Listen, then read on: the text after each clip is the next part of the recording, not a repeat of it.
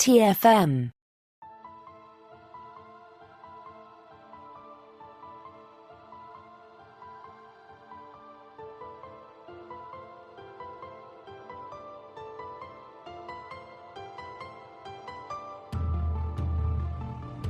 Welcome, Boomers, to another episode of Warp 5, our dedicated Star Trek Enterprise podcast. I'm Christopher Jones, and with me, as he always is my esteemed co-host, Matthew Rushing. And Matthew, I am glad to see that you've brought your warm coat today, because you're going to need it where we're headed.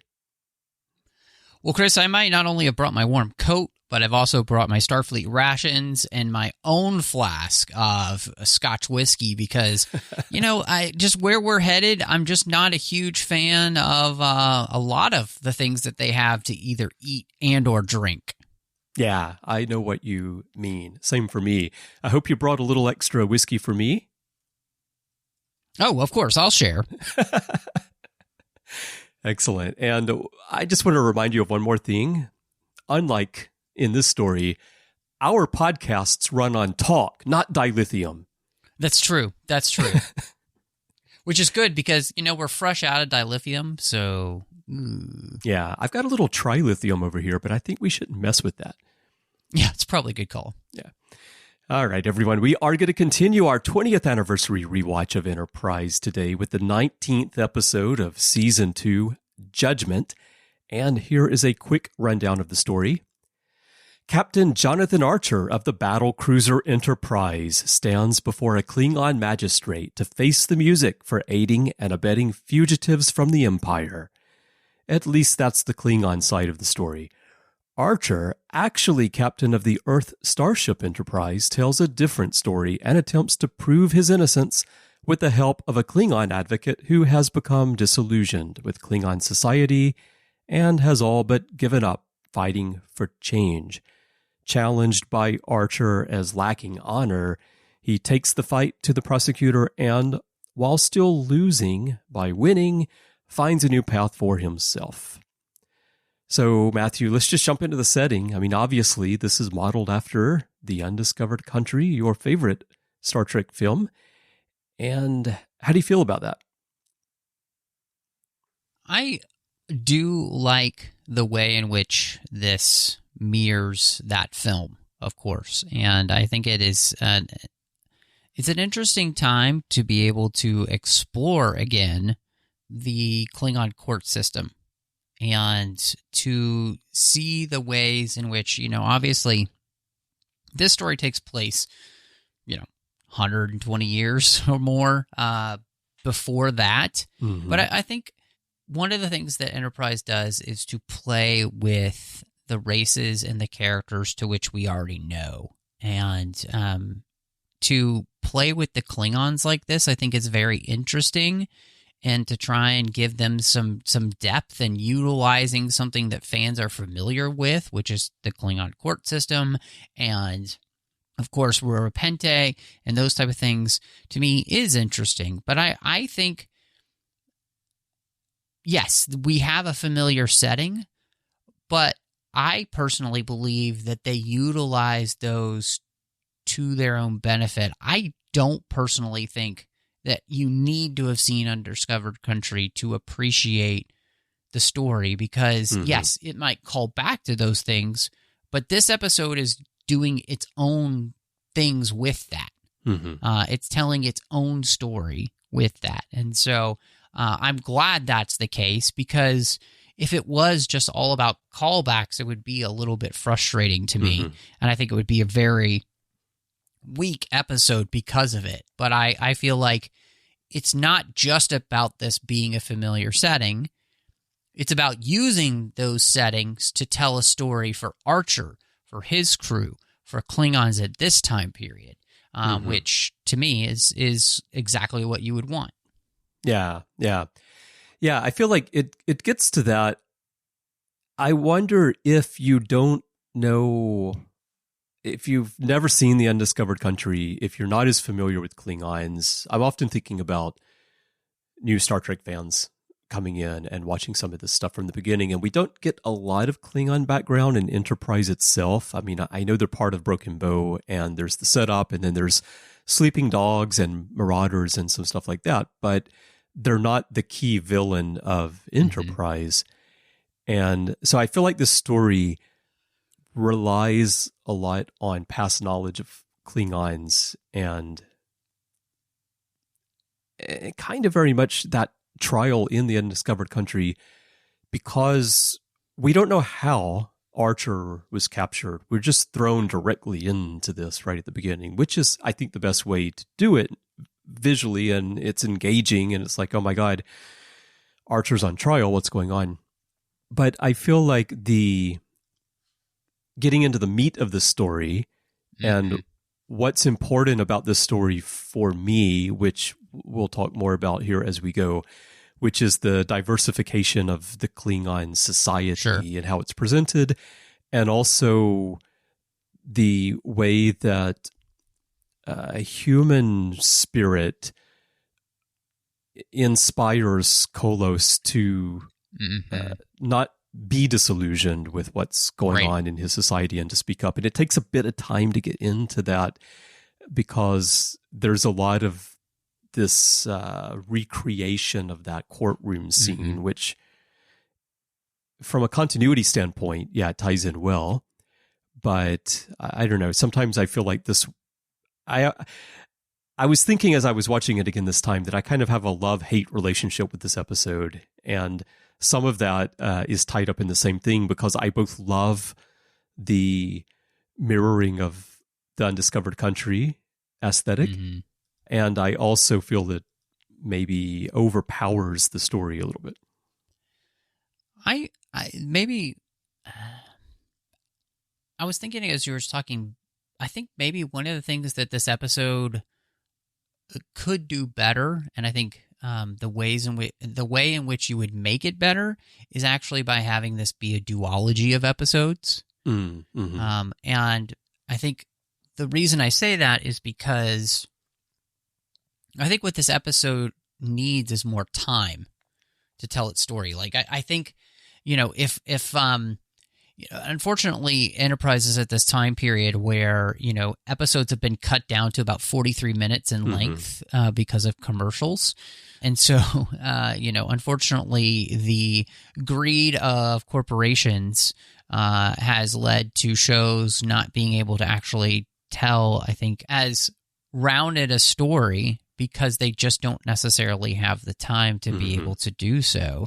And so I think this episode could have actually benefited from them making it a two-parter where you get the opportunity to spend more time with all of these decisions that are being made. You actually would get to see, Archer being captured and those kind of things that fill in that part of the story as well, which I think would be really interesting. And it also gives you more time to just be able to spend then in what we're exploring, which is the Klingons, their empire, the way in which their justice system has degraded in the last 25 to 30 years, and the way that which the empire has changed.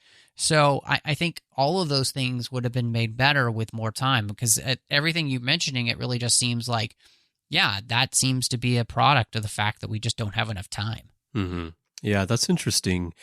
You remember 2 episodes of Warp 5 back, we talked about Kanamar and how Kanamar's story came out of the breaking of this story, and they had that idea of Archer being found on a prison ship and they have to free him, and then that got spun off into Kanamar, which we agreed was maybe not quite a whole story. And then here we're looking at the fact that we don't know how he got captured. And as you're talking about with the duology, maybe we would get to see that. So it's just kind of interesting to me that an element that I feel is missing from this episode, which is how he ended up there in the first place, was spun off into another episode. Yeah. Yeah, I mean, and I guess, with your question then about whether or not it requires too much knowledge, that's a hard question for, I think, either you or I to truly be able to answer, just because we have such knowledge of Star Trek. You can't divorce yourself from what you know in any way. And therefore, yeah, that's difficult. And you are, I think, correct in saying that, Enterprise, the Klingons are there, but they're not the main villain of the series. And so I think this story does create a lot of shorthand with fans, and therefore fans can really enjoy it. But unless you have been watching Star Trek for quite a while, you probably are not going to get as much out of this episode as those of us who had been longtime fans would. And I think that's another reason why the episode could have benefited from being a longer show.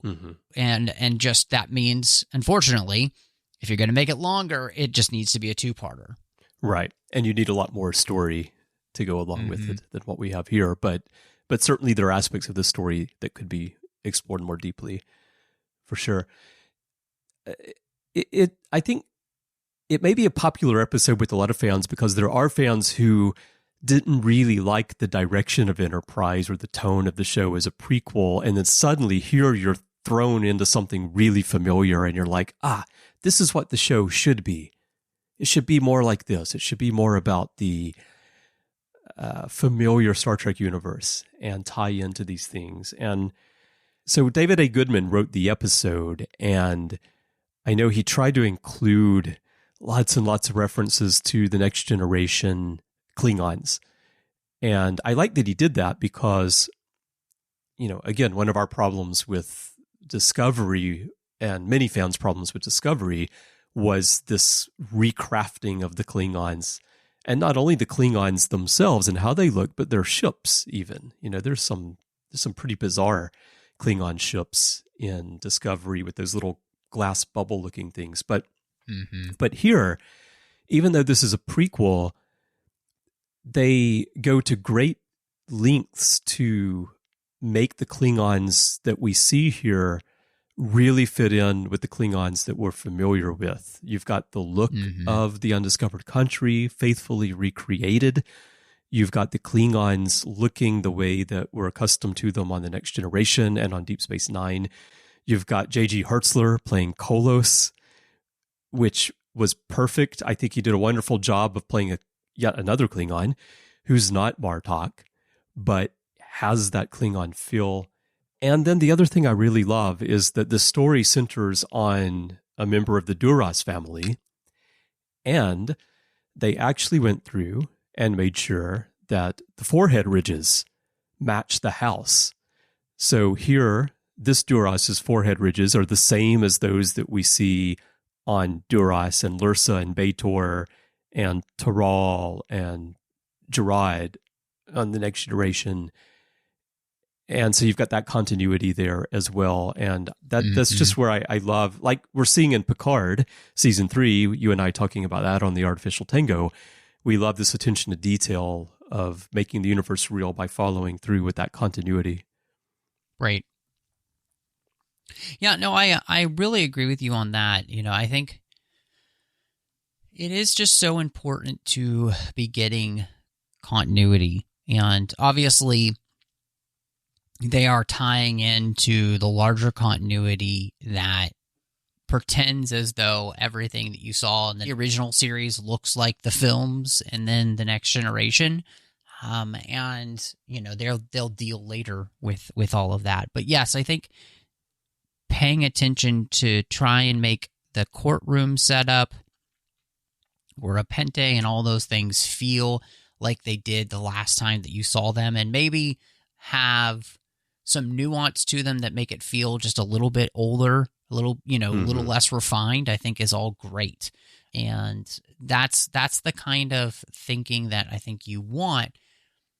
I think, again, I said this when we were talking about Picard seasons 1 and 2 before the new season started, is like, people want to feel as though the thing that they love is respected. And I think this shows that they have a loving respect for what came in the past, does the story itself rely maybe too much on previous knowledge? I think that very much can be argued to be the case. Mm-hmm. But I think that the way in which they went about creating the story and crafting the story and doing it so that you felt as though everything that they were doing respected what came before, they're doing a fantastic job on that. Mm-hmm. Yeah, they are. While we're talking about continuity, one other thing that I thought was really interesting in here is the planet where this is taking place in the first place, which is Narendra 3. And of course, you remember what happens on Narendra 3. It's about 192 years later, I believe, in yesterday's Enterprise, when the Enterprise C defends the Klingon colony there. Mm-hmm. Or if they don't, they end up in this alternate timeline where the Federation and Klingons are at war with each other. So I thought that was a really nice little thing to throw in there as well, just to keep it all nice and neat in universe and make it feel like a real future, a real world.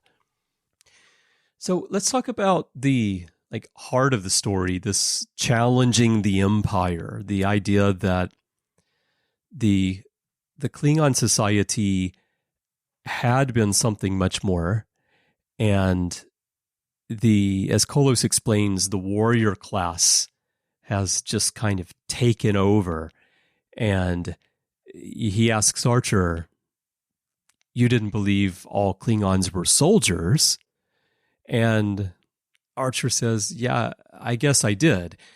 And I liked that response too, because it just highlights the prejudice that humans have against any other group of people. It's very easy for you to just have this preconceived notion about someone, and you treat everybody like a monolith. And of course, Star Trek is guilty of doing that with aliens in stories, because it's easy to just treat the planet as like, well, everybody there is the same. But we know in reality it's not. And Kolos explains that his father was a teacher, his mother was a biologist at the university, and they encouraged him to become a lawyer. And so we are being presented here finally that, yeah, there is this great diversity in the Klingon society. And I love that. Mm-hmm. You know, and I loved his answer, because I felt like it was for the audience as well. You know, that's an answer that we might answer, is because that's, and I don't necessarily know if it necessarily speaks to a prejudice, because really all that he's met of Klingons are warriors. Oh, sure. Yeah. In universe of the story. Exactly. Yeah. So I think this gives us the opportunity then to be able to learn about Klingons. And I this is one of the things I think the episode does really well. We think we know what Klingon society is, because for most of our existence as human beings watching Star Trek, they've been a monoculture, right? And they have been treated like that. And it's kind of sad that that's the case.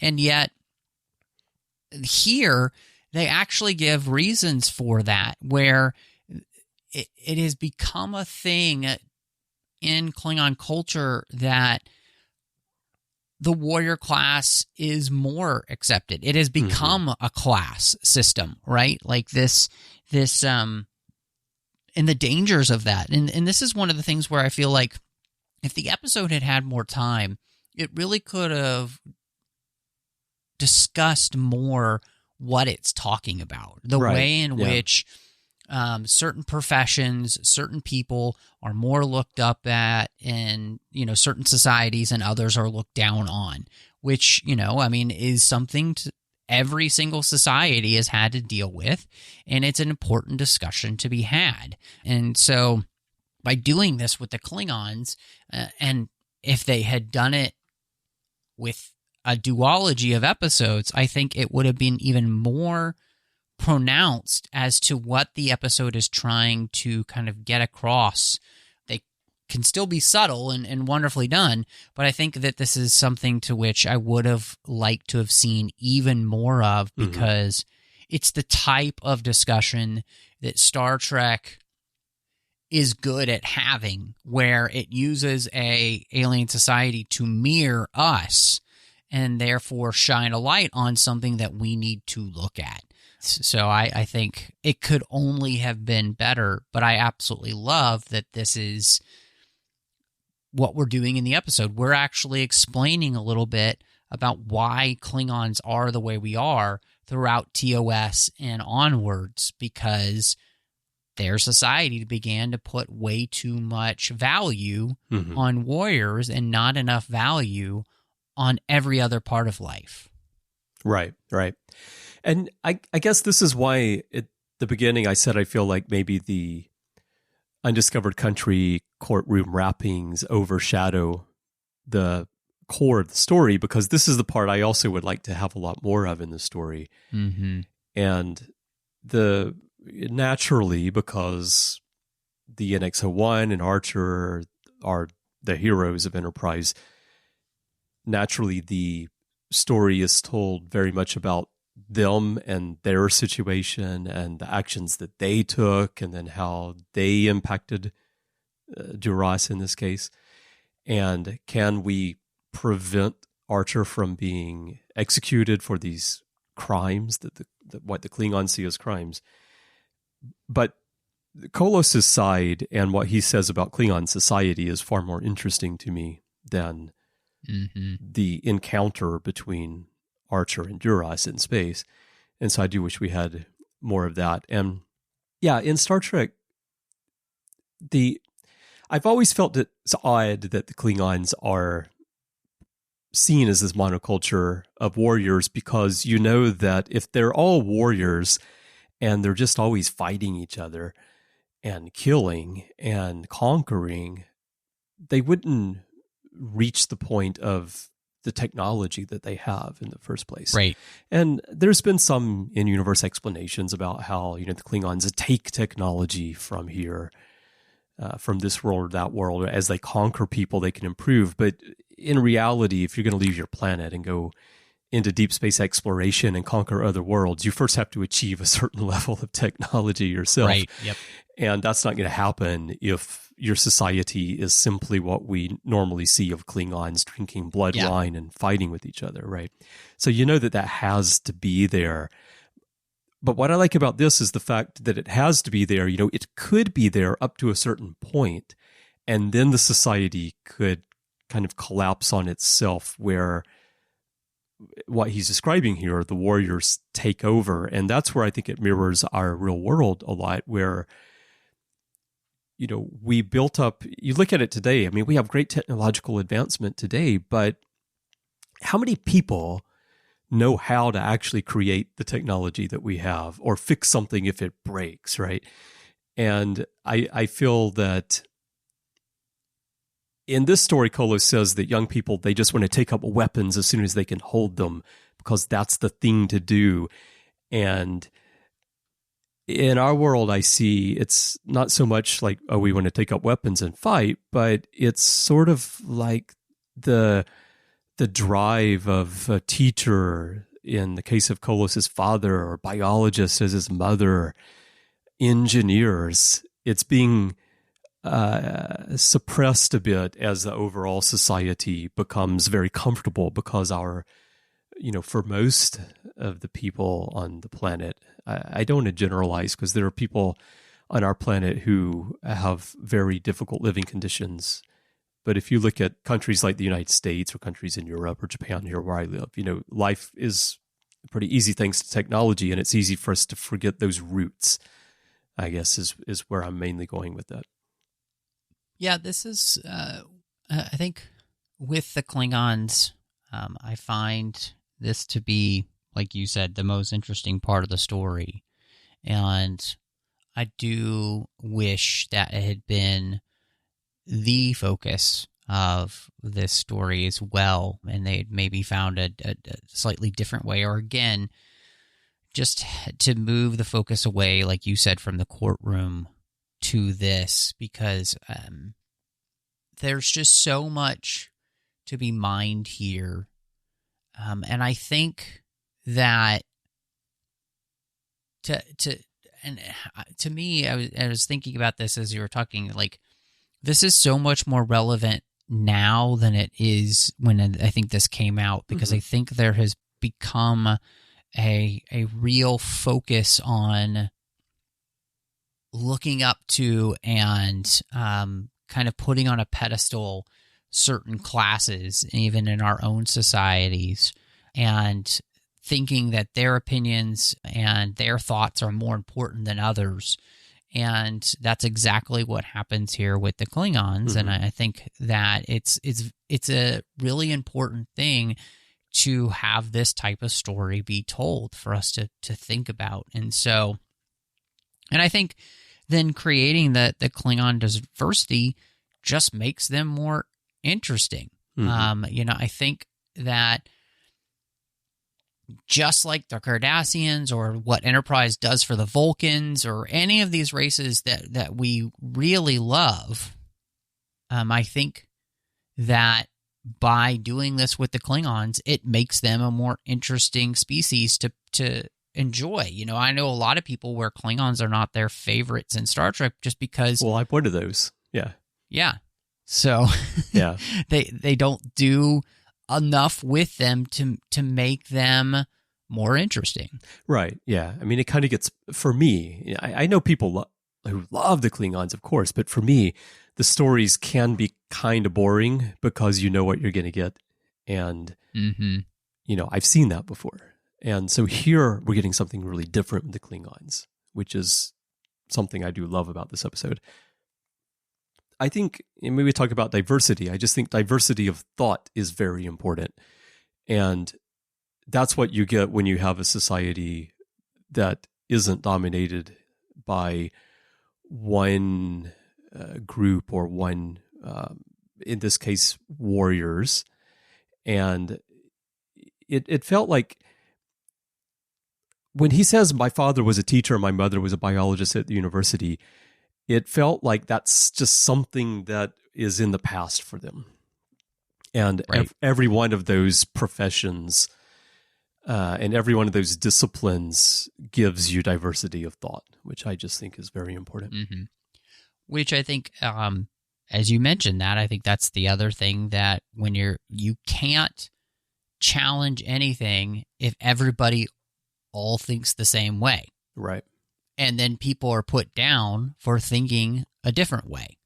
Part of what makes modern society, having worked for so long, is having a diversity of thought where thoughts are weighed against one another, and people decide together, okay, what would be better for us than others, and that there are going to be some that are better than others. And that it's okay to then say that after you've gone through this process of having the discussion and all those type of things. But there has to be diversity of thought in the first place. And that's one of the things that I think, the beauty of this is that they're setting up what creates the problems for the Klingons by the time you get to TNG. Where the system is truly falling apart for them. And I love that. And then, of course, that continues on into Deep Space Nine. And Deep Space Nine picks that story up and runs with it until they finally work to try and resolve that with, Martok becoming the leader of the Klingon Empire, someone that no one would ever have thought could be the leader. And so I think, again, this episode, it's so rife with wonderful ideas about exploring the Klingon Empire. The only thing that would make it better is just having more time to truly dig into those ideas even deeper, which is the hallmark of it's right there, it's on the edge. We're almost, and that's sometimes a very frustrating experience as a fan. Yeah. I was going to say that it carries it forward through DS9 until the point where Kolos becomes Chancellor. Wait, no, it is Bartok because you've got J.G. Hortzler playing both. So even though in universe it's not the same character, it's the same actor, which I think makes a really nice little thread here from what happens at the end of this to later. Because talking about Kolos, I did want to ask you what you think about the end of the episode. So they get sent to Rurapente, and Archer offers Kolos to come with them. He'll get them out. And he says, I can't go with you. And Archer asks him why. And he says, I've been an advocate for 50 years. And I spent the last 20 of that standing in that tribunal, playing my part, holding my tongue, all while honorable men were being sent to places like this without the benefit of a defense. And then he realizes that he can't do that anymore. And so he decides to stay there and serve his time in Rurapente. And on screen, we really don't ever get anything else from this, and we don't know what happens to him. In the books, his story was continued a little bit. He did serve his time. He got out. He eventually led a fleet of ships to support Earth. But did you want to see more in this story? Like, you know, if you did your duology idea, what would you do beyond the ending of this? Or do you like the fact that it ends and we know that he's going to sacrifice for a year and hopefully he's going to get out and then somehow he's going to affect change in the Empire? I think this is absolutely the place where you wish that Enterprise had gotten more seasons.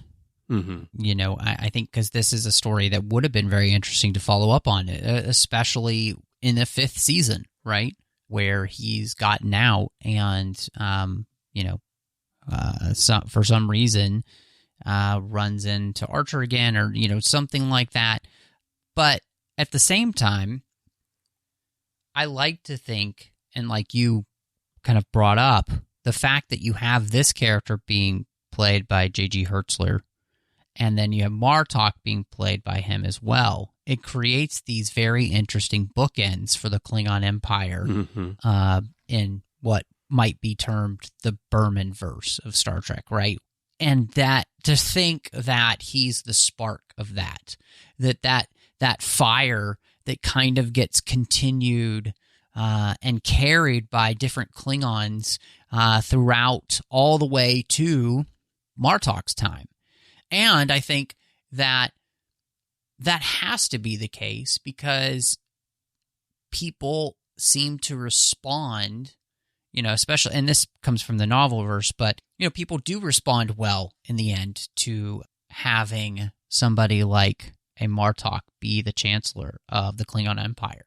And it's a difficult job for him, but he does it well, and I think the people respond well in the end, and he makes a difference in the Klingon Empire. And so I don't think that would have been able to have happened unless there had been some kind of underlying fire waiting to just kind of find its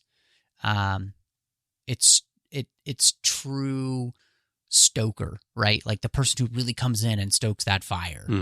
And so, yeah, I would have loved to have seen this story get played out in a 5th season of Enterprise. And it's, you know, I think that's going to be a refrain that we'll say many times as we're walking through this series.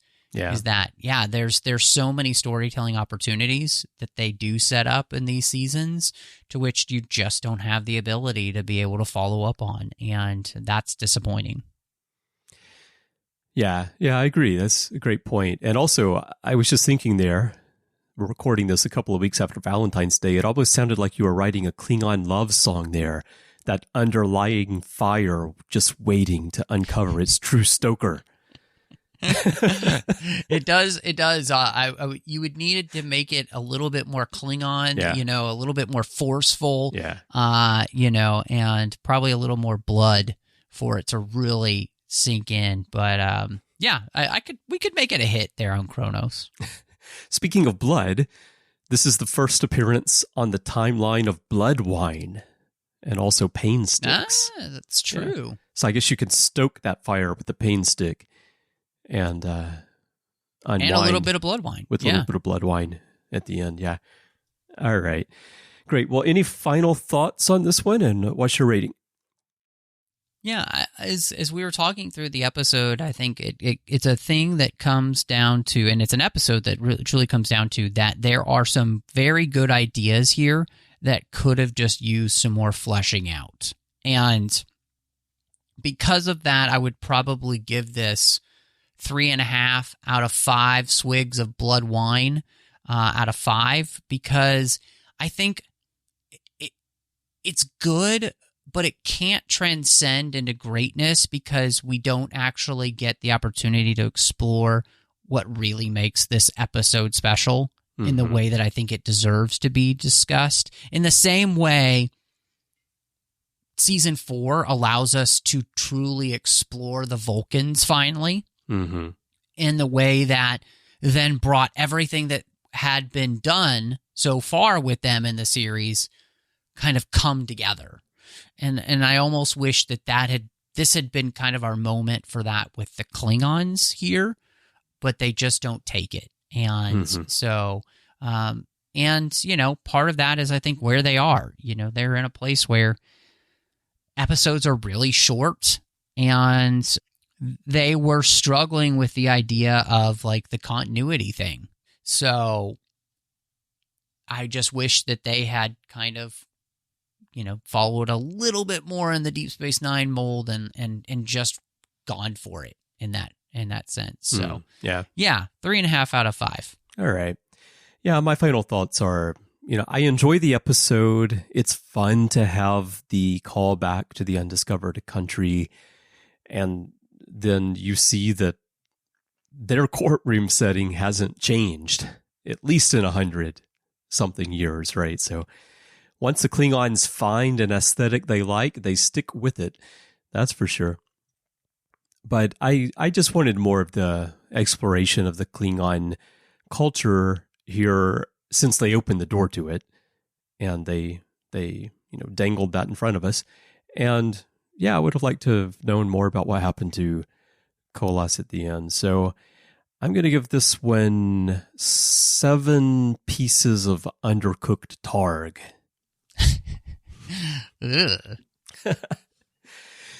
Well, everyone, we would love to hear your thoughts on Judgment. There are many ways for you to share those with us. Perhaps the best way is to go to Facebook and join the Babel Conference. That is our listeners group.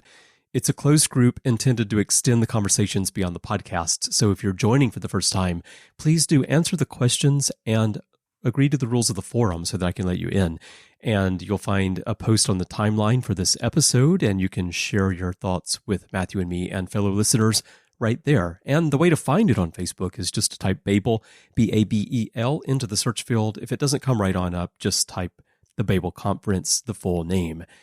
And if you'd like to send us email, you can do that by going to our website, trek.fm/contact. Use the form you find there, choose to send to a show, and choose Warp 5. And that will come to Matthew and me by email. And you can also find us on social media. Our username everywhere is TrekFM. And if your podcast app of choice allows you to leave a rating and a review, we would love to get that from you as well. Now, Matthew, when you're not hiding that flask of whiskey that you brought with you from the Klingon guards there on Rurapente, where can people find you? Well, don't tell anyone. But if you're looking for me, I might be on social media under the alias MattRushing02, so very sneaky. Twitter, Instagram, Letterboxd, Vero. You can also find me, of course, here on the network. We have a whole other side of the network where we don't talk about Star Trek, but we talk about everything else that we love, so I hope you'll check that out.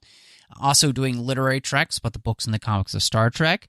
Chris and I, we do The Orb, talking about Star Trek Deep Space Nine on our 30th anniversary rewatch. We've also got Saddle Up, about Strange New Worlds. And, of course, Star Trek Picard is happening now. Season 3 is going on, and we're loving doing the Artificial Tango again.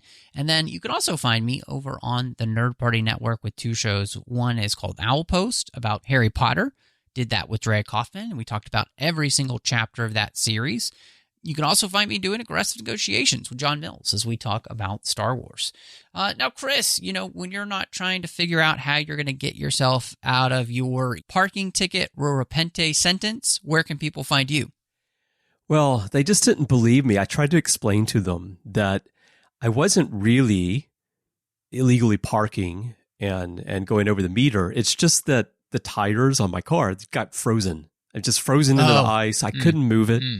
What am I supposed to do? I only have so much latinum to put into that meter, so sorry. But when I'm not trying to fight my way out of that, you can find me here on the network, as you mentioned, doing all those shows with you. Also, Larry Nemechek and I do the Ready Room from time to time, and you can find me in many episodes in the back catalog on a variety of shows. And if you'd like to chat with me on social media, you can find me everywhere. My username is C. Bryan Jones, letter C, and Bryan with a Y. Twitter is where I'm most active. You can also find me on Mastodon now as C. Bryan Jones on the Trekkies.social instance, and I'd love to talk with you there. And if you would like to help us keep this show and everything that we're doing on the network going, we could definitely use your help to produce and distribute the shows. It costs quite a bit to do all that, and we wouldn't be here without the support of our listeners. So if you'd like to get involved, just visit patreon.com/TrekFM to find out how. That's patreon.com/TrekFM.